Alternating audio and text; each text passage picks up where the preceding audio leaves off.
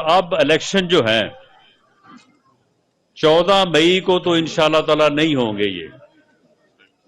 یہ جتنا مرضی زور لگا لیں 14 مئی کو الیکشن نہیں ہوں گے. الیکشن انشاءاللہ اکٹھے ہوں گے، کیئر ٹیکر سیٹ اپ کے تحت ہوں گے، اور جو ہے وہ اسی سال ہوں گے.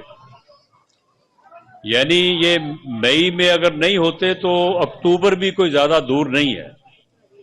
اس لیے آپ کو الیکشن کی تیاری جو ہے اس کا جو آغاز آپ نے کیا ہے اس کو جاری رکھنا ہے. یہ الیکشن مئی میں ہوں یا اکتوبر میں ہوں، یہ آپ نے اپنے اس عمل کو جو ہے وہ روکنا نہیں ہے، اور آپ نے گھر گھر جا کے اس پیغام کو پہنچانا ہے. یہ کہتے ہیں کہ جی مہنگائی ہے اور مہنگائی کی وجہ سے عام آدمی کو مشکلات کا شکار ہے.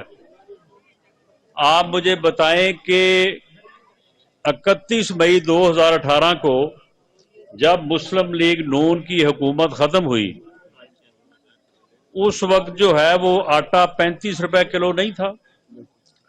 اس وقت ڈالر کی قیمت کیا تھی؟ اس وقت پٹرول 65 روپے لیٹر نہیں تھا.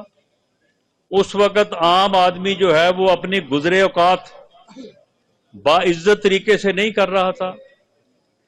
2013 میں جب ہماری حکومت بنی تو پورے ملک میں 20 گھنٹے لوڈ شیڈنگ تھی اور دہشت گردی کے واقعات روز ہوتے تھے.